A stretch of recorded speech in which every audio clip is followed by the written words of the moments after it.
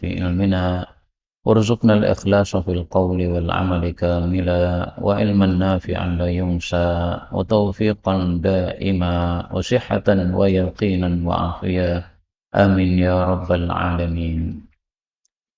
Alhamdulillah kaum muslimin rahimakumullah. Kita lanjutkan pembacaan kitab Al-Jami' As-Saghir karya Al-Hafidh As-Suyuti yang sudah wafat pada tahun 911 Hijriyah rahimahullahu ta'ala. Dan kita sudah sampai pada hadis 2941. Faqala al-muallif rahimahullah, qala Rasulullah sallallahu alaihi wasallam, ayyuma siapapun imra'atin wanita asabat memakai bakhuran parfum wewangian, fala tashhad maka jangan menghadiri ma'ana bersama kami, yaitu kaum laki-laki, al-isya al-akhirah, salat isya yang akhir, yaitu salat isya itu. Karena ada salat isya awal, maksudnya salat maghrib. Hadis ini menunjukkan bahwa seorang wanita yang keluar dari rumahnya menuju ke masjid untuk sholat jamaah tidak boleh pakai parfum. Parfum bagi seorang wanita boleh hanya di dalam rumahnya untuk suaminya. Adapun untuk tamu-tamu laki-laki tidak boleh. Jadi untuk selain mahram nggak boleh. Untuk keluar rumah tidak boleh. Kalau mau keluar rumah, maka dia harus mandi dulu sampai bau parfum yang ada di tubuhnya hilang. Kalau parfumnya pada pakaian, berarti pakaiannya harus dicuci dulu sampai bau parfumnya hilang. Karena itu hati-hati kalau memakai pewangi molto yang terlalu dahsyat wanginya. Sehingga ketika dipakai bajunya masih terbau wangi ketika melewati orang-orang. Nah ini nggak boleh begini. Maka pakai molto jangan terlalu banyak ya. Karena kalau terlalu banyak bisa melanggar aturan Rasulullah sallallahu alaihi wasallam apabila kejadiannya seperti ini. Untuk laki-laki nggak ada masalah. Nah, ini hukum khusus untuk perempuan. Ini bukan berarti Islam tidak adil, bukan ya. Tapi Islam tahu bahwasanya bau parfum seorang perempuan kalau tercium oleh laki-laki maka bisa menimbulkan syahwat. Jadi sesuai dari penelitian diketahui bahwa bau parfum itu kalau masuk hidung, maka bau parfum itu bisa meningkatkan gairah seorang laki-laki kepada perempuan. Nah, maka inilah sebabnya kenapa tidak boleh perempuan itu pakai parfum di luar rumahnya. Maka para istri yang ingin ya menyebabkan gairah suaminya lebih bagus, caranya adalah menggunakan apa? Parfum. Kemudian dari hadis ini juga diambil kesimpulan oleh Al-Imam Ibnu Daqiqil Id. Apapun yang menyebabkan syahwat laki-laki naik, maka jangan dilakukan oleh perempuan keluar rumah. Misalnya, perempuan pakai baju yang dandanannya dahsyat, sehingga setiap orang jadi terpukau melihatnya. Nggak boleh. Memakai perhiasan yang ditampak-tampakkan, nggak boleh. Sebagian wanita kan ada yang pakai apa? Gelang kaki toh, nah, gelang kaki dikasih apa? Emas pada kakinya, ditampak-tampakkan begitu. Enggak boleh. Silahkan pakai gelang kaki tapi di dalam rumah. Kalau di luar rumah ya berarti kakinya ditutupi sehingga tidak tampak gelang kaki tersebut oleh para laki-laki. Demikian dijelaskan oleh Al-Imam Ibnu Daqiqil Id. Monggo.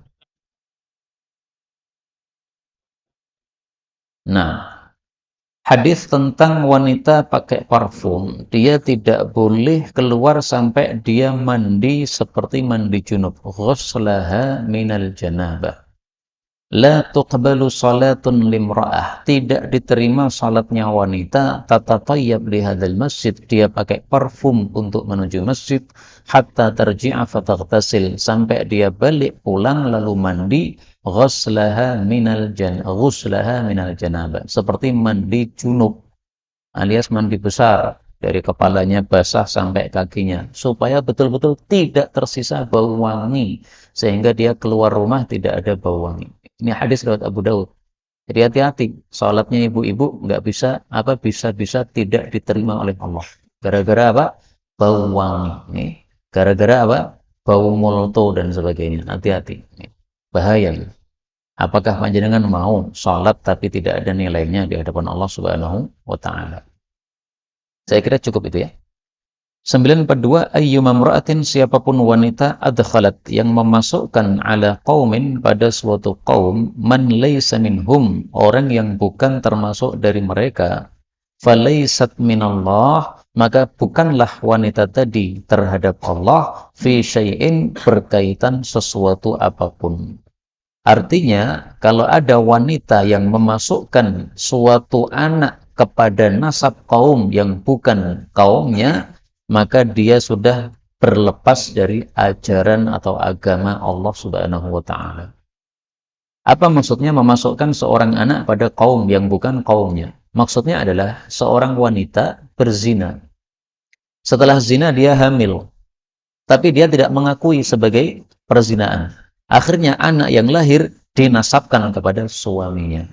Padahal bukan dari mani suaminya. Nah, itu berarti dia memasukkan anak tadi pada nasab suatu kaum, padahal bukan termasuk dari mereka. Itu maksudnya. Allah, dan Allah tidak akan memasukkan dia ke dalam jannatahu, surganya. Maksudnya tidak akan masuk surga termasuk yang awal-awal. Kalau masuk surga akhir-akhir ya tetap bisa, karena dia masih seorang muslim. Orang muslim itu bagaimanapun juga tetap akhirnya akan masuk surga. Tapi mudah-mudahan kita semua masuk surga tanpa hisab, tanpa azab. Amin ya rabbal alamin. Kemudian, wa ayyuma rajulin, siapapun laki-laki jahada waladahu, yang membantah anaknya, tidak mengakui anak sebagai anak. Wa huwa yanzur ilaih, sementara si anak tadi melihat kepada si bapak. Jadi pas dia mengingkari, kamu bukan anakku, si anak melihat ke bapak. Maka ihtajaballahu ta'ala anhu, Allah pun menutup diri dari orang tersebut. Wa fadahahu, dan Allah akan mempermalukan orang itu ala ru'usil awwalina wal akhirin, di depan seluruh kepala-kepala manusia yang awal maupun yang akhir. Maksudnya di hadapan seluruh manusia di padang mahsyar yaumal qiyamah, besok di hari kiamat. Nah, kalau ini sebaliknya ya. Ini seorang suami punya istri. Istrinya hamil dari suaminya tadi. Kemudian istrinya dituduh oleh suaminya berzina. Kamu itu berzina. Ini hamilnya bukan dari saya, tapi dari orang lain. Padahal bukan hamil dari orang lain. Dia wanita baik-baik, tidak pernah berzina, tidak selingkuh. Akhirnya anak lahir, si bapak tidak mengakui. Ini bukan anak saya. Nah, seperti ini juga sama dosa besar. Jadi seorang wanita atau istri yang berzina tidak mengakui zinanya, dosa besar. Kemudian si suami yang hubungan dengan istrinya tapi kemudian tidak mengakui anaknya yang lahir sebagai anaknya juga dosa besar, sama-sama dosa besar. 943. Ayyuma, siapapun imra'atin, wanita, kharajat, keluar min baitiha, dari rumahnya, bi ghairi idzni, tanpa izin zaujiha, dari suaminya, kanat, adalah perempuan tadi, fi sakhatillah, di dalam murka Allah Ta'ala, hatta terji'a, sampai dia pulang, ila baitiha, ke rumahnya, atau yarda anha, meridai terhadap wanita tadi, zaujuha, suaminya. Hadis ini dikatakan hasan oleh Suyuti, tetapi dikatakan palsu oleh Al-Albani. Tapi ringkasnya gini, makna hadis ini sahih, bahwasanya seorang wanita yang sudah punya suami tidak boleh keluar rumah kecuali dapat izin dari suaminya. Kok tahu bahwa maknanya sahih dari hadis yang lain? Mari kita lihat. Rasulullah SAW bersabda, fa innama hunna, tiada lain para wanita itu, para istri itu adalah awanun indakum, seperti tawanan-tawanan di hadapan kalian, wahai para suami. Nabi menyebut istri sebagai awan, yang artinya tawanan. Namanya tawanan tidak bisa keluar kecuali izin dari pemilik tawanan tadi. Kita perang, kemudian menang, kemudian dapat tawanan perang. Nah, tawanan perang kan nggak bisa kemana-mana kan, kecuali minta izin dari orang yang sudah menawannya. Nah, istri juga begitu, nggak bisa kemana-mana kecuali dapat izin dari suaminya. Kecuali kondisi darurat, tidak perlu minta izin suami. Misal rumahnya terbakar, kebakaran, apa tetap mendekam dalam rumah, gen kopong rapopo karena belum izin sama suami, ya nggak boleh ya. Rumah terbakar ya keluar, nggak perlu izin suami lagi. Suaminya sedang misalnya keluar rumah, nggak perlu minta izin. Hadis riwayat Tirmidzi sahih. Demikian juga sebab-sebab yang lain ya, yang menyebabkan wanita boleh keluar tanpa minta izin. Misalnya seorang istri yang dipukuli oleh suaminya. Nah, ini keluar dari rumahnya nggak perlu minta izin.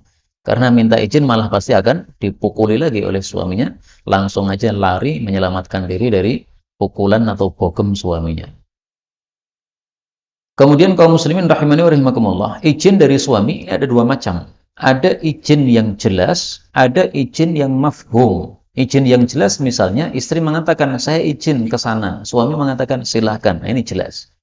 Izin yang mafhum adalah ketika seorang istri keluar tanpa izin suami, tapi sudah mafhum, sudah diketahui bahwa suaminya ridho. Misalnya setiap pagi istrinya itu keluar untuk beli sayuran untuk dimasak di rumah. Nah, ini sudah setiap hari dilakukan dan suami tidak pernah menggubris masalah itu, berarti sudah mengizinkan karena itu sudah rutinitas harian orang Jawa seperti itu, maka tidak perlu minta izin lagi. Atau seorang istri yang diizinkan suaminya ke masjid 5 waktu, maka tidak usah minta izin lagi karena sudah diketahui izin dari suami. 944. Ayyuma siapapun imra'atin wanita sa'alat yang meminta zaujaha kepada suaminya at-talaqa untuk dicerai min ghairi tanpa ma ba'sin adanya madarat faharamun maka haram 'alaiha atas wanita tadi raihatul jannah mendapat baunya surga. Maksudnya adalah dia masuk neraka. Jadi kata-kata haram mendapat bau surga, maksudnya apa?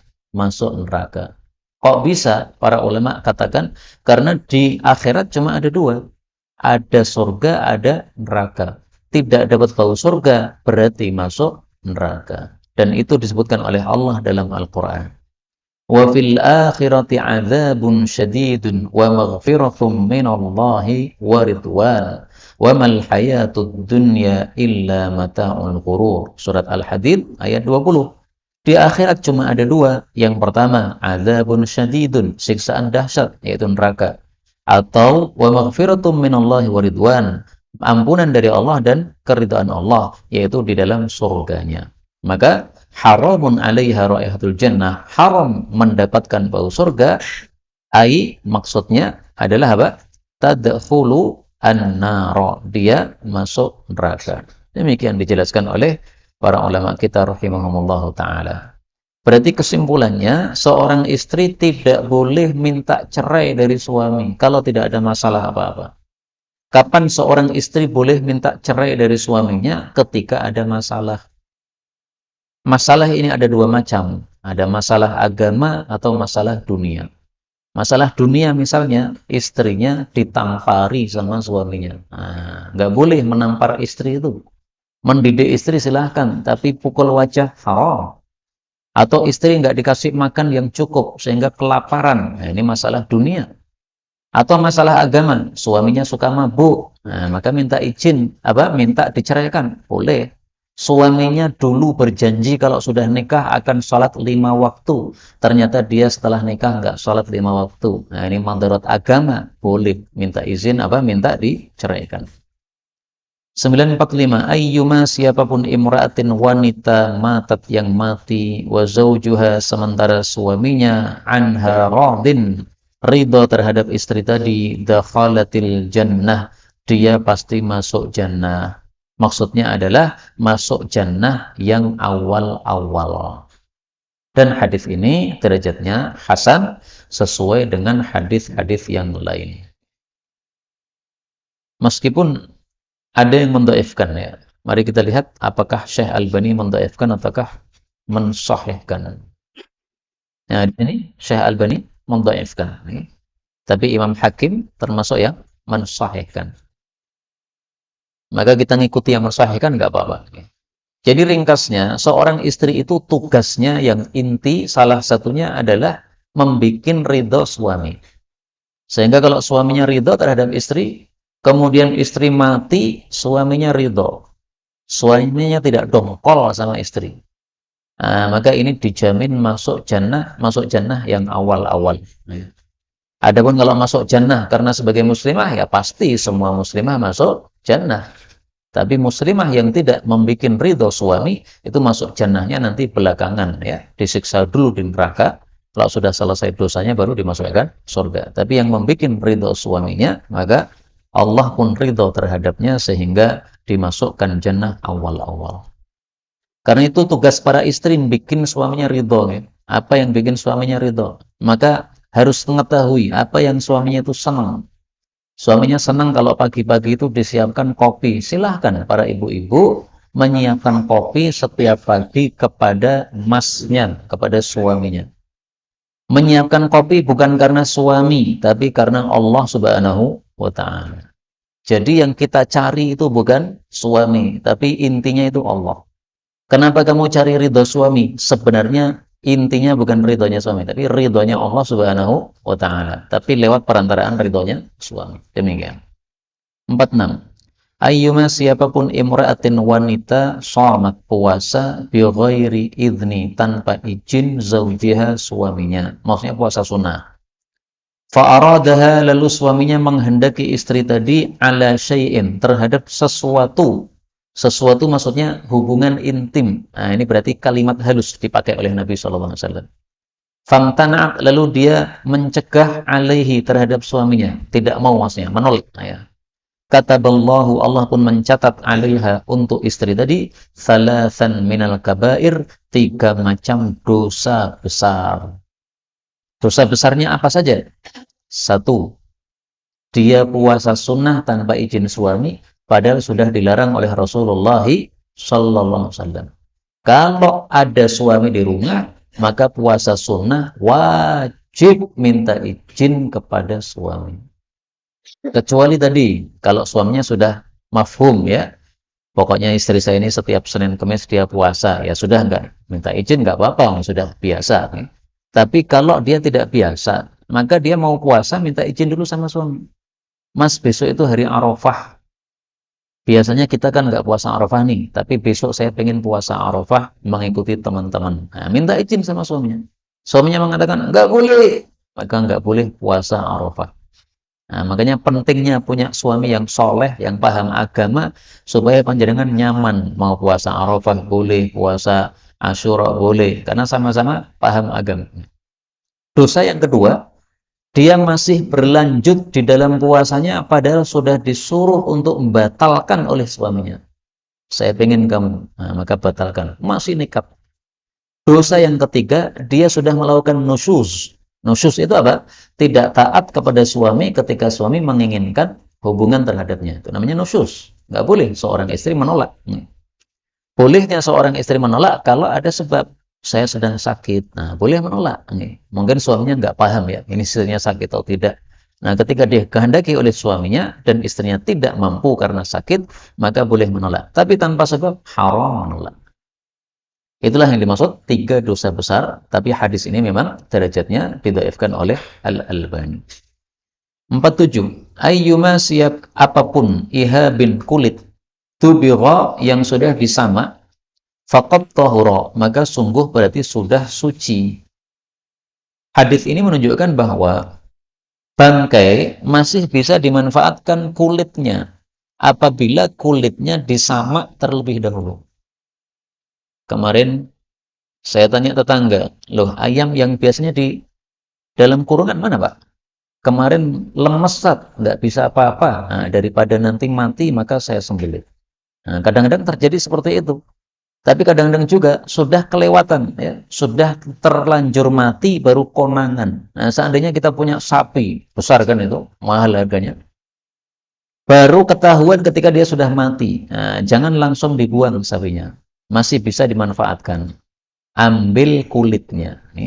Setelah itu kulitnya disamak. Disamak itu bagaimana? Dibersihkan segala yang lengket-lengket pada kulit tadi. Dengan apapun terserah, pokoknya disamak. Bebas. Kalau zaman dulu itu pakai daun salam, ya. Daun salam, waratus salam. Apakah warokus salam, daun salam yang dipakai orang Arab itu sama dengan daun salam yang kita pakai di Indonesia? Wallahu a'lam. Yang jelas mereka nyebutnya sebagai daun salam. Nah, kalau sudah dibersihkan begitu, kemudian dengan tanda kalau kulit itu dimasukkan air atau dikasih air tidak akan berbau busuk, berarti dia sudah selesai disama, sudah bersih yang harus bersih. Maka kalau sudah begitu, faqat tahura, berarti sudah suci. Suci di sini maksudnya, suci boleh dipakai, bukan boleh dimakan, bukan. Enggak boleh dimakan, karena dia adalah apa? Bangkai. Jadi sucinya dalam bab pemakaian, baik bagian luarnya maupun bagian dalamnya, sama-sama suci. Sebagian ulama mengatakan yang suci cuma luarnya saja, dalamnya tidak suci. Enggak benar. Yang benar adalah suci semuanya karena Nabi mengatakan faqat tahur, semuanya sudah suci. Nabi tidak beda-bedakan antara luar maupun dalam. Karena itu hadis ini menolak mazhab Imam Ahmad, mazhab Hambali, yang mengatakan bahwasanya kulit apapun tidak bisa disucikan dengan disamat. Mazhab Hambali bertentangan dengan hadis ini. Hadis ini dipakai oleh mazhab Syafi'i, demikian juga dipakai oleh mazhab Hanafi. Mazhab Maliki juga pakai, tapi ada aturan-aturan yang ketat yang nggak perlu kita pakai. 48. Ayyuma rajulin, siapapun laki-laki, amma qauman, yang mengimami suatu kaum. Misalnya saya tadi mengimami di sini. Wa hum lahu karihun, sementara kaum itu benci terhadapnya. Lam tajuz salatuhu, maka tidak akan melewati salatnya itu udhunaihi, kepada kedua telinganya. Maksudnya apa? Salatnya tidak akan naik, tidak akan diterima oleh Allah Subhanahu wa taala. Karena amal kita ini semuanya naik ke langit, terus diterima oleh Allah Subhanahu wa taala. Kita membaca Quran, bacaan Quran kita naik ke langit, diterima oleh Allah. Dalilnya dalam Al-Quran, surat Fatir.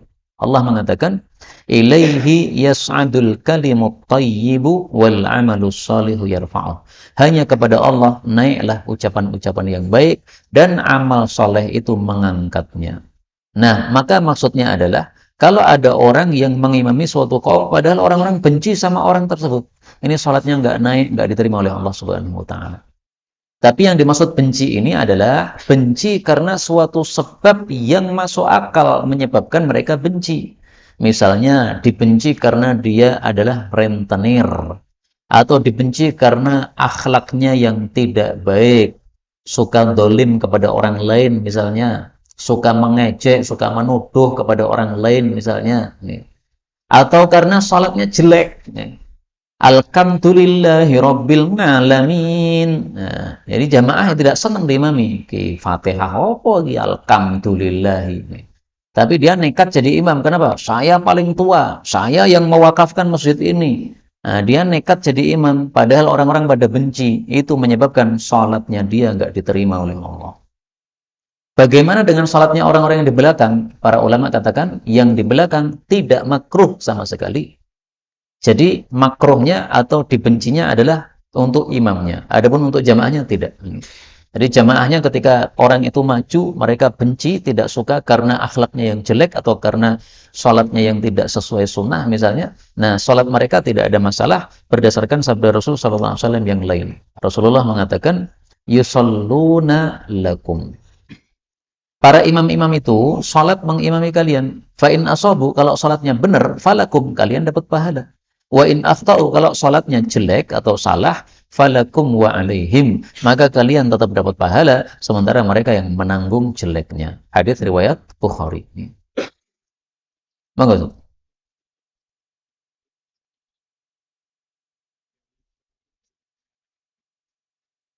Kalau ada imam yang bacaannya tidak baik, apakah kita perlu menghindari ini? Kembali ke masalah tadi. Untuk makmum, hukumnya tidak makruh sama sekali. Jadi makmum tidak menanggung. Tapi bacaan yang tidak baik bagi imam itu menurut para ulama juga bisa mengurangi fadilah dari sholat tersebut. Kenapa? Karena kalau kita diimami oleh orang yang bacaannya tidak baik, sholat sambil grundel. Nah, sholat sambil grundel berarti apa? Sholatnya kurang khusyuk. Nah, dari sebab kurang khusyuk itu pahalanya bisa turun. Maka menghindari boleh. Kalau ada masjid banyak, kemudian masjid sana bacaannya jelek banget, yang sana bacaannya bagus, sudah kita pilih yang bagus saja. Nah, nanti kalau ditanya vulgar aja, loh kenapa kok pindah? Ya karena bacaan panjenengan elek tenan ya Pak. Daripada saya Pak, daripada saya yang geruntil pas sholat nih. Nah, panjenengan macamnya alhamdulillahi rabbil ngalamin. Misalnya begitu nih. Kalau ada orang yang nekat jadi apa? Imam padahal tidak mampu membaca Al-Quran. Tapi kalau dibenci orang padahal tidak ada sebab apa-apa, atau dibenci orang karena menegakkan sunnah dalam sholatnya, itu nggak dianggap kebencian tersebut.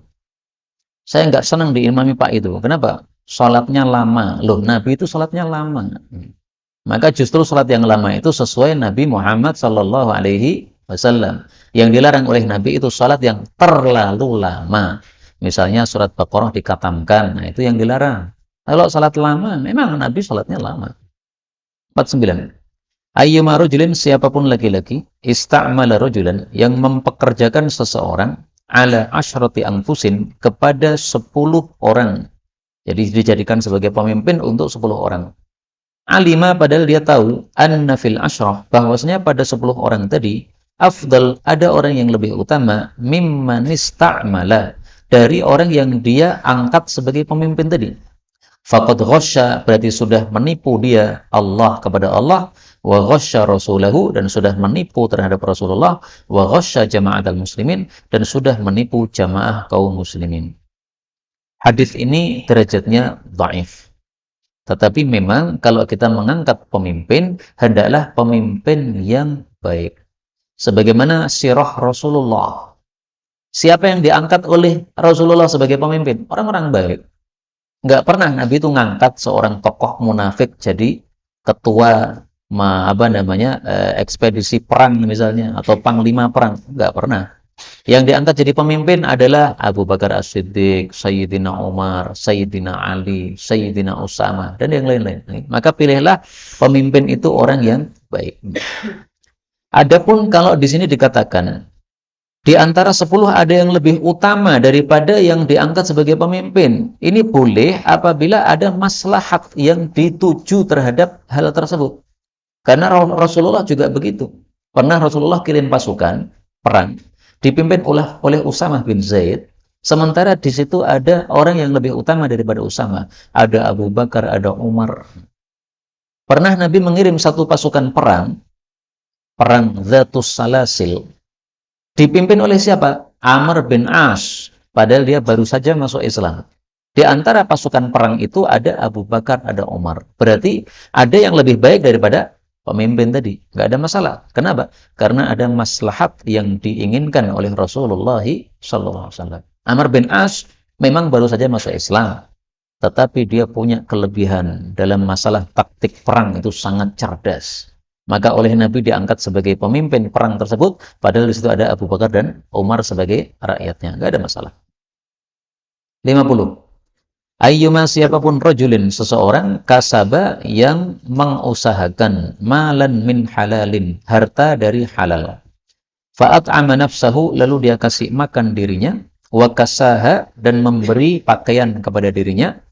Faman dunahu, juga orang-orang yang di bawahnya, min khalqillah, dari makhluk-makhluk Allah, misalnya istri atau anak. Fa'innaha lahu zakah, maka sesungguhnya hal itu baginya sebagai pensucian diri. Wa ayyuma rajulin muslimin, dan siapapun seorang muslim, lam takul lahu sadaqah, yang tidak memiliki sedekah, nggak punya duit untuk sedekah. Falyakul, maka hendaklah dia mengatakan, fi du'aihi, di dalam doanya, Allahumma salli ala Muhammadin abdika wa rasulik, wa salli ala al-mu'minina wal mu'minati wal muslimina wal muslimat. Ya Allah, berilah selawat kepada Nabi Muhammad, yaitu hambamu dan rasulmu, dan berilah selawat kepada kaum mukminin dan mukminat, yaitu ampunan, dan juga muslimin dan muslimat.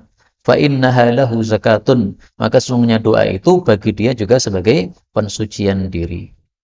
Jadi maksud hadis ini adalah bahwasanya orang yang tidak bisa bersedekah, maka ada gantinya.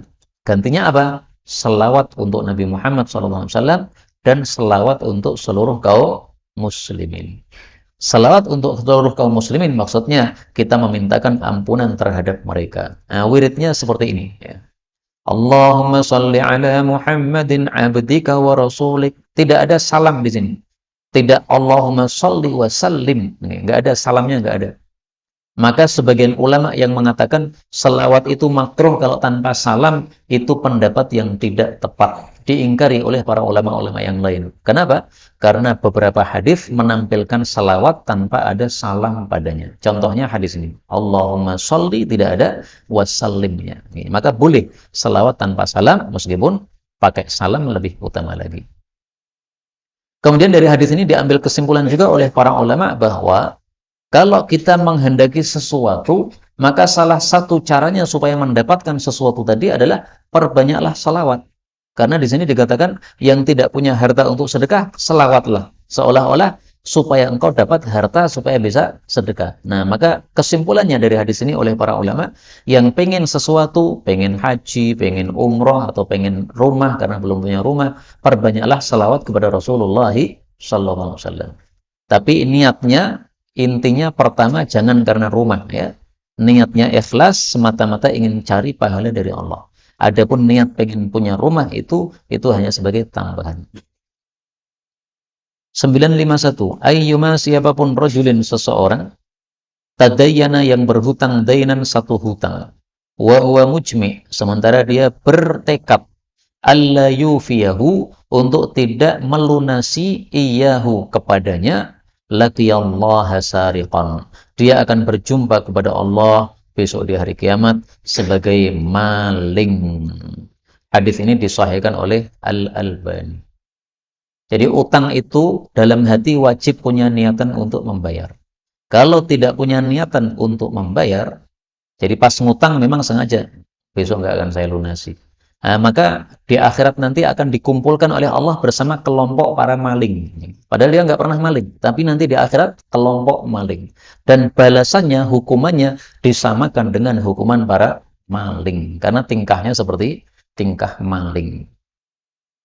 Dan hadis ini menguatkan pendapat Imam Ahmad bahwasanya orang yang jahidul ariyah meminjam satu pinjaman, setelah itu membantah, saya nggak pernah pinjam sama engkau. Nah, dia itu berhak untuk dipotong tangannya, kata Imam Ahmad. Tapi mayoritas ulama mengatakan enggak dipotong tangan. Kenapa? Karena dia tidak maling. Dia hanya apa? Mengingkari bahwa dia sudah pinjam. Tapi hadis ini mengatakan nanti di akhirat akan dikelompokkan sebagai kelompok para maling. Maka menguatkan pendapat Imam Ahmad. Ya. Meskipun dia tidak kuat-kuat banget lah. Ya, karena ini masalah akhirat, sementara potong tangan itu masalah dunia. Kemudian ketahuilah bahwa hutang itu ada dua macam, kata Nabi. Ad-dainu dainani. Hutang itu ada dua. Barang siapa yang mati dan sudah meniatkan untuk melunasi hutang, maka sayalah yang akan melunasinya. Tetapi barang siapa yang mati tidak ada niatan untuk melunasi hutangnya, maka itulah orang-orang yang besok di akhirat diambil pahala-pahalanya, karena sudah tidak ada lagi dinar dan dirham untuk melunasi kepada orang-orang yang sudah dizalimi terhadapnya. Ini hadis riwayat Tabarani, derajatnya sahih. Ya. Karena itu kalau kita punya utang harus diniatkan untuk apa? Melunasi. Pasti Allah akan membantu. 52. Ayyuma siapapun rajulin seseorang tazawwaja menikahi imra'atan seorang wanita. Fanawa lalu dia niat alla yu'tiyaha untuk tidak memberikan kepada wanita tadi min sidaqiha dari maharnya syai'an sedikit pun. Ini boleh dibaca sadaq, boleh dibaca sidaq, tapi lebih fasih sidaq. Mata maka dia mati yauma yamutu pada saat dia mati wahwa zanin sebagai pelacur. Maksudnya apa? Dia menanggung dosa seperti melacur. Jadi memberikan mahar kepada istri hukumnya adalah wajib. Dan memang mahar tidak harus diserahkan saat akad nikah, tidak ya. Mahar diutang boleh. Maharnya berapa? 5 juta. Saya baru punya 1 juta. Jadi saya utang 4 juta. Boleh. Sehingga diakadkan, dalam akad disebutkan ya, maharnya 5 juta, diutang baru 1 juta, kurang 4 juta. Boleh, nggak ada masalah. Ya. Marahin guyu ya rapopo, yang penting sah. Wa ayyuma rajulin, dan siapapun laki-laki ishtara min rajulin, yang membeli dari laki-laki yang lain. Bai'an, satu jual beli.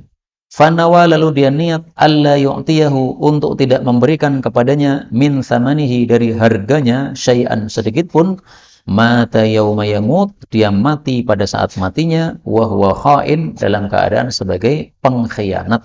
Wal khain finnar, adapun pengkhianat itu diancam masuk neraka. Hadis ini derajatnya dhaif, tetapi untuk tarhib, untuk membuat takut orang-orang, maka tidak ada masalah hadis-hadis seperti ini, hadis-hadis fadilah amal, hadis-hadis tentang tarhib yang isinya masuk akal, tidak melanggar terhadap ajaran Islam secara umum, maka ini tidak ada masalah untuk disampaikan, tapi tentu saja tetap kita tidak memastikan sebagai sabda Rasulullah sallallahu alaihi wasallam. Jadi kalau beli harus membayar, kalau menikah harus memberikan mahar. 53. Ayyuma rajulin, siapapun seseorang, ada maridhan, yang menjenguk orang sakit, fa innama, maka tiada lain, yahudu, dia itu menyelam, fir rahmah, di dalam rahmat. Jadi diserupakan orang yang berada di dalam rahmat Allah ketika menjenguk orang sakit seperti orang yang sedang berada menyelam dalam air. Bayangkan kalau panjenengan sedang menyelam dalam air, kan semua tubuh basah kan. Nah, maka seumpama itu, orang yang sedang menjenguk orang sakit itu dia penuh, tertutup dengan rahmat Allah Subhanahu wa taala. Dia sudah menyelam di dalam rahmat Allah Subhanahu wa taala. Fa idza qa'ada 'indal marid, kalau dia sudah duduk di sampingnya orang sakit, ghamarathu rahmah, rahmat pun akan meliputi dia. Hadis ini derajatnya dhaif. Tetapi hadis-hadis tentang fadilah menjenguk orang sakit sangat banyak sekali yang sahih, sehingga kita harus semangat untuk menjenguk orang sakit karena pahalanya yang besar ini. Kemudian disunahkan menjenguk orang sakit itu qa'ada 'indal marid, duduk di sampingnya si sakit, terutama di bagian kepalanya. Karena Rasulullah juga begitu. Rasulullah ketika menjenguk orang sakit boleh duduk di samping kepalanya orang sakit tersebut. Kemudian bertanya kepadanya. Bisa dilihat hadisnya dalam Sahih Muslim. 54. Ayyuma syabin, siapapun pemuda, tazawwaja, yang menikah, fi hadatsati sinni, pada masa muda usianya, ajja, maka menjeritlah syaitanuhu, setannya, setan korinnya. Ya wailah, celaka saya, asama minni dinah, dia telah menjaga dari saya agamanya. Dalam riwayat yang lain, thulutsai dinih, dia sudah menjaga 2/3 agamanya. Hadis ini derajatnya dhaif, tetapi ada hadis sahih yang mirip dengan ini, meskipun tidak sangat mirip ya. Asama dinahu, barang siapa faqad istakmala ya. Idza tazawwajal 'abdu, apabila seseorang itu menikah, faqad istakmala nisfad din, maka dia sudah menyempurnakan separuh agamanya. Falyattaqillah fin nisfil baqi, maka adalah dia bertakwa kepada Allah pada separuh yang lainnya. Jadi menikah itu menyebabkan agamanya jadi lebih sempurna, karena dia ada satu kekurangan yang sudah tertutupi, yaitu bisa menyalurkan syahwatnya sesuai yang dikehendaki oleh Allah Subhanahu wa taala. Karena itu PR dari majelis ini, besok semuanya melamar wanita ya. Yang belum maksudnya, kalau yang sudah seperti saya yang nggak usah ngelamar lagi lah ya, nanti yang lain-lain nggak kebagian. Tapi yang muda-muda ini PR-nya dari majelis ini, besok mengundang kita semua untuk walimah. Supaya setannya teriak-teriak, jerit-jerit. 2955. Ayyuma abdin, siapapun seorang hamba, ja'athu mau'idhah, yang datang kepadanya nasihat, minallah, dari Allah, fi dini, dalam agamanya. Fa innaha ni'mah, maka sesungguhnya itu adalah nikmat, minallah, dari Allah, siqat ilaih, yang sudah digiring kepadanya. Jadi kalau kita salah, dinasihati orang, itu berarti nikmat Allah digiring kepada kita. Kita salah, tidak ada yang membenarkan, wah itu berarti Allah sudah nggak gubris sama kita itu. Kalau Allah senang sama hambanya, maka ketika hambanya salah, Allah akan kirim kepada dia orang yang mengingatkan. Nah, maka itu nikmat dari Allah.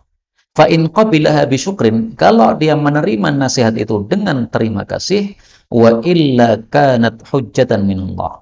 Maksudnya, kalau dia menerimanya dengan terima kasih, Allah akan tambah nikmatnya. Wa illa, tapi kalau tidak, kanat hujjatan minallah, dia akan menjadi alasan bagi Allah alaih untuk menyiksa dia. Liyazdada biha ithman, supaya dia bertambah dengan sebabnya dosanya. Wa yazdadallahu alaih, dan Allah bertambah kepadanya biha sakhatan, terhadapnya menjadi tambah murka lagi. Jadi ringkasnya, meskipun hadis ini dhaif ya, tapi maknanya bagus, bahwasanya kalau kita dinasihati oleh seseorang, itu berarti tanda Allah cinta sama kita. Allah kirimkan orang yang membenarkan kesalahan kita. Tapi kalau tidak ada yang mengingatkan kita, hati-hati itu. Itu bisa jadi tanda-tanda Allah orang reken karo kowe. Sekarang mau kono ngepun rokok ya buwen. Tapi kalau orang baik, maka ketika dia salah, maka ada yang menegurnya.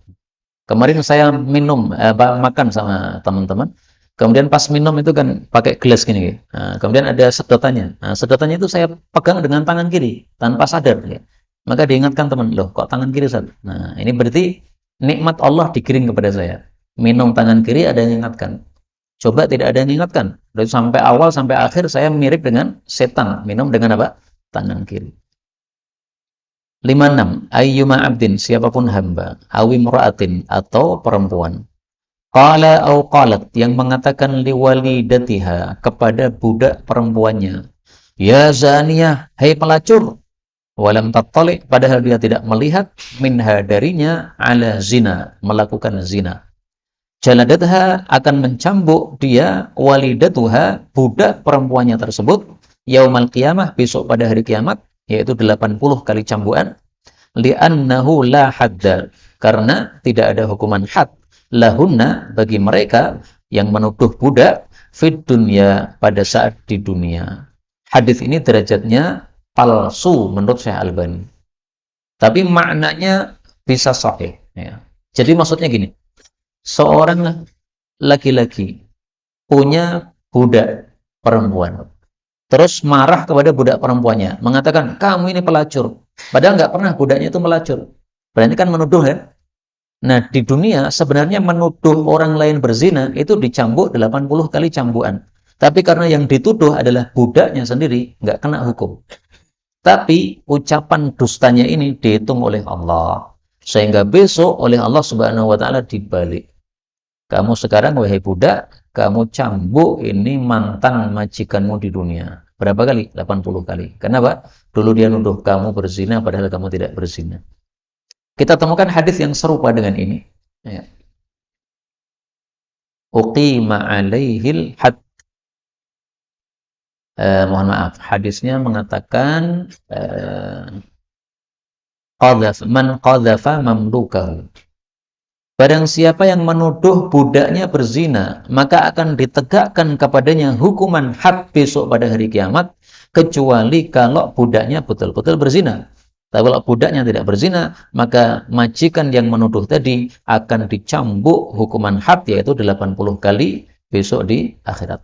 Maka hadis ini maknanya sahih dari sisi bahwa betul-betul nanti majikannya akan dihukum oleh Allah Subhanahu wa Ta'ala dengan hukuman had 80 kali cambukan karena menuduh budaknya berzina. 57. Ayyuma abdin, siapapun hamba, asaba syai'an, yang melakukan sesuatu, mimma nahallahu anhu, dari apa-apa yang Allah larang, thumma uqima alaihi hadduh, kemudian ditegakkan kepadanya hukuman hadnya, kaffara anhu dzalika dzanba, kaffara, maka menghapuskan darinya dosa tersebut. Hadis ini sahih, menunjukkan bahwa hukuman had menyebabkan dosanya terhapus. Ada orang maling, kemudian ketangkep, akhirnya dipotong tangan. Nah, potong tangan ini menyebabkan dosa malingnya dihapus oleh Allah. Tapi hadis ini dipahami oleh para ulama, ini hanya untuk haknya Allah. Adapun haknya manusia tidak terhapus kecuali minta halal kepada manusianya. Si maling tadi harus mengembalikan barang malingannya kepada orang yang punya barang tadi. Tidak cukup ini karena potong tangan saya sudah dipotong, maka barang malingan tetap saya pakai. Oh, nggak bisa. Barang malingannya tetap dipakai, dia masih nanggung dosa, bukan dosa malingnya, tapi dosa mendolimi hartanya orang lain. Tapi dosa malingnya yang itu dilarang oleh Allah sudah terhapus dengan sebab dipotong tangannya. Demikian juga misalnya seorang laki-laki memperkosa seorang wanita. Setelah itu dia dihukum rajam. Dihukum apa? Rajam. Nah, hukum rajamnya ini sudah menghapus dosa dia memperkosa wanita tadi. Tetapi wanita yang diperkosa ini kan jadi malu. Kemudian sekeluarga juga malu semua kan. Nah, itu masih punya hak. Nanti boleh nuntut kepada orang yang dirajam tadi besok di akhirat. Ya Allah, ini dulu yang memperkosa anak saya ini. Bikin malu sekeluarga ini. Maka orang ini kami tuntut. Boleh dia menuntut seperti itu karena itu haknya sebagai manusia. Jadi ini hanya menghapus dosanya kepada Allah saja. Tapi dosanya kepada manusia belum terhapus. 58. Ayyuma abrin, siapapun hamba, abaqa yang mati fi ibakihi ketika minggat dari majikannya. Dakhalan nar, dia masuk neraka. Wa in kana, meskipun adalah dia qutila, terbunuh fi sabilillah, di medan jihad fi sabilillah. Hadis sahih menunjukkan budak tidak boleh minggat dari majikannya. Makanya budak-budak muslim itu tertib-tertib, Pak. Nggak ada budak muslim pikirannya pengen minggat, nggak ada. Kenapa? Dosa besar. Diancam masuk neraka. Bahkan dalam hadis yang lain disebutkan sholatnya nggak diterima. 1, sholatnya nggak diterima. 2, masuk neraka. Na'udzubillahi min syarri dzalik. Meskipun matinya jihad fisabilillah.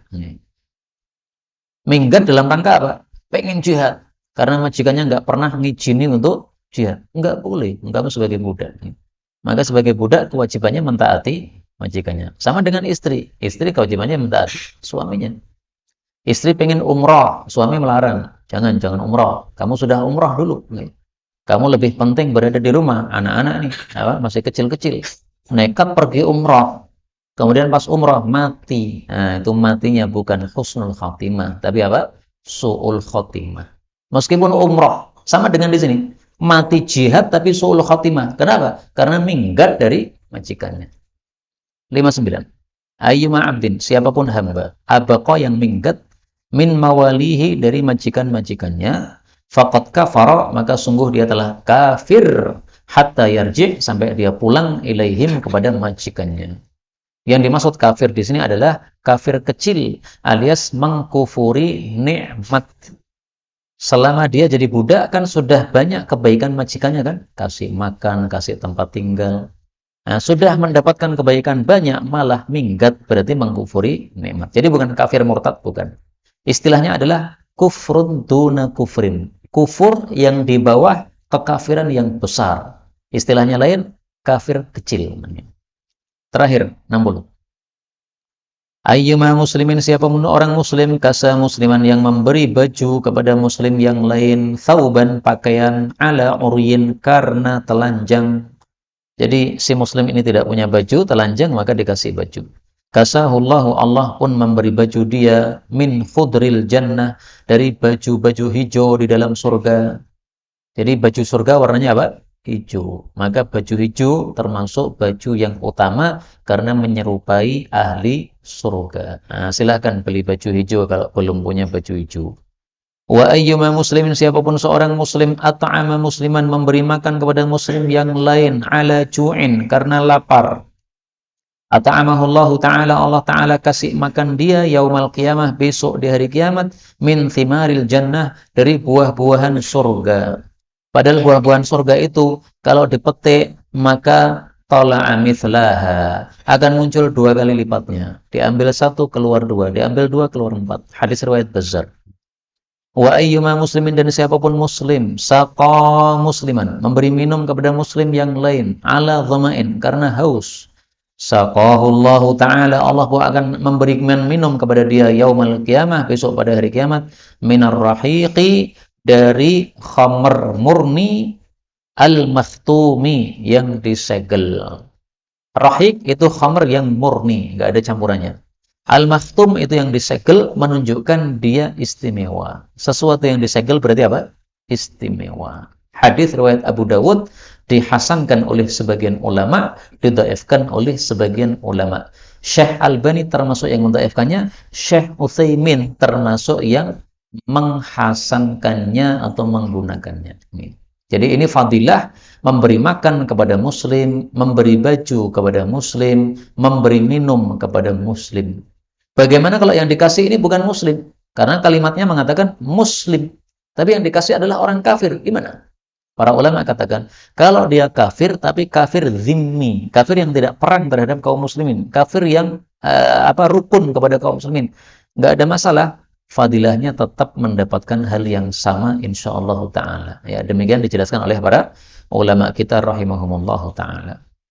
Karena itu di masjid ini habis pengajian disiapkan makan minum karena pengen mendapatkan